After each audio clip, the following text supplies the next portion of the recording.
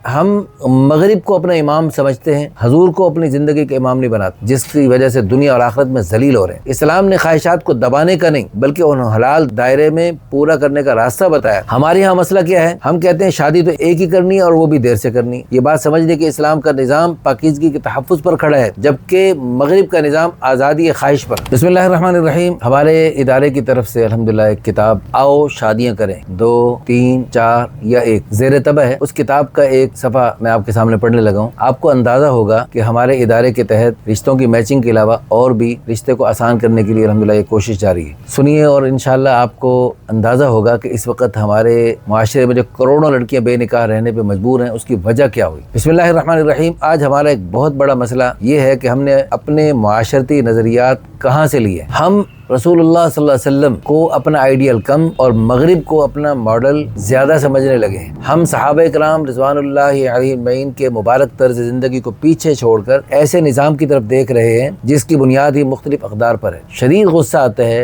नौजवानों को देख कर, कोफ्त होती है, पेंटें फटी हुई कहाँ कहाँ से जा बजा, लड़कियाँ भी पेंटें फाड़ के फिर रही। और अफसोस की बात यह है कि रसूलुल्लाह सल्लल्लाहु अलैहि वसल्लम की मुबारक सुन्नत है पैबंद लगाना, और पेंटें फाड़ना ये उन शैतानों की सुन्नत कहूँ या उनका गंदा तरीका है। रसूलुल्लाह सल्लल्लाहु अलैहि वसल्लम की प्यारी सुन्नत को अपनाते हुए इन्हें जिल्लत महसूस होती। और मुझे खतरा ये कि जैसे अभी तो मुख्तलिफ और जगहों से पेंटें फाड़ लें, अल्लाह न करे उन बदबख्तों ने अगर पेंटें मखसूस जगहों से भी फाड़नी शुरू कर दी तो हमारे भी उन्हीं की तरह मकाम मखसूसा से पेंटें फाड़ने लगेंगे। अल्लाह इनको हिदायत। हिंदू माशरे में उमूमी तौर पर एक ही शादी का रिवाज, लेकिन गैर रस्मी ताल्लुकात पर वो सख्ती नहीं जो इस्लाम में है। मगरिबी माशरे में भी कानूनी शादी उमूमन एक ही होती है, वो भी अक्सर देर से, लेकिन गर्लफ्रेंड बॉयफ्रेंड कल्चर बचपन से ही चलना शुरू हो जाता है। नौजवानी हराम ताल्लुकात में गुजरती है, कई रिश्ते बनते और टूटते रहते हैं, अंडरस्टैंडिंग के चक्कर में लगे रहते हैं। फिर 30-35 साल की उम्र में आके चलो अब शादी कर लेते हैं। बाज़ औक़ात ऐसा भी होता है जिन ताल्लुकात को इस्लाम हराम करार देता है, जिन पर कोड़े बरसाते हैं, उन्हीं के नताइज में जो बच्चे पैदा होते हैं वो शादी की तकरीबात में मौजूद होते हैं और शादी का वो मुफ्ती तारिक मसूद कहते हैं तंबू लगा रहे होते हैं। ये एक तर्ज फ़िक्र है, मगर सवाल यही है कि हमारा भी यही रास्ता है। इस्लाम ने निकाह को आसान बनाया, हराम को मुश्किल बनाया। इस्लाम ने बुलूगत के बाद फितनों से बचने के लिए निकाह को ढाल बनाया और जल्दी जल्दी करने का हुक्म फरमाया और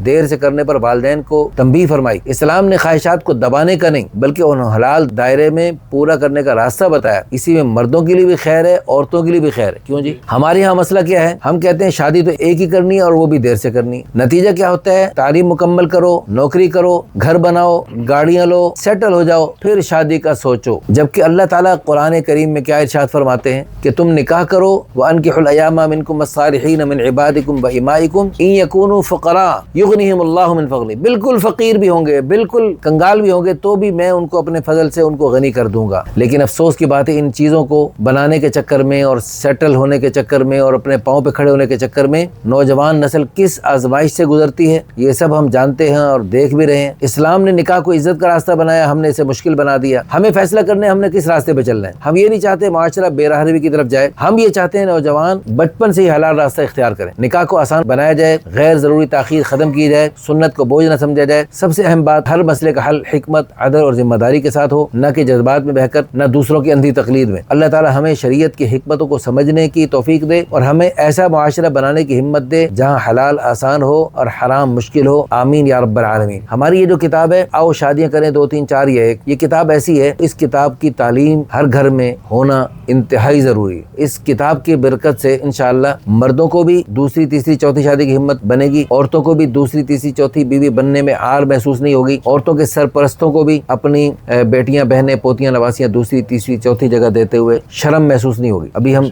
कई शादियां करवाते हैं, दूसरी, तीसरी, चौथी शादियां। अव्वल तो मुश्किल से मानते हैं, तो फिर मानते हैं तो कहते हैं जी हमारी बस बेटी को पता लग गया, हमें पता लग गया। हमारे खानदान के सामने, किसी के सामने जिक्र न किया जाए कि हमारी बेटी दूसरी या तीसरी या चौथी जगह गई है। अफसोस की बात है, अभी एक सुन्नत को अपनाते हुए हम शर्माते, हिचकिचाते और घबराते हैं। इन्ना लिल्लाहि व इन्ना इलैहि राजिऊन। जैसे वो कहते हैं बदबख्तों का वो कहना जी, झूठ इतना बोलो, इतना बोलो, इतना बोलो कि सच लगने हुए। हम कह रहे हैं इस सच को, इस हक को, अल्लाह रसूल की बताई हुई बातों को इतना बोलो कि वो जो नापाक मुआशरा है, नापाक मुआशरत है, वो खत्म हो जाए और ये हलाल आसान हो जाए, आम हो जाए। लोग इस हलाल को अपनाते हुए शर्माएं, घबराएं नहीं। इसीलिए हमने ये ट्रॉफी ला के रखी हुई है। जो दूसरी, तीसरी शादियां करते हैं उनको ये ट्रॉफियां देते हैं, बल्कि पहली शादी वाले को भी निशाने हैदर दे रहे हैं। जज़ाकुमुल्लाहु खैरा।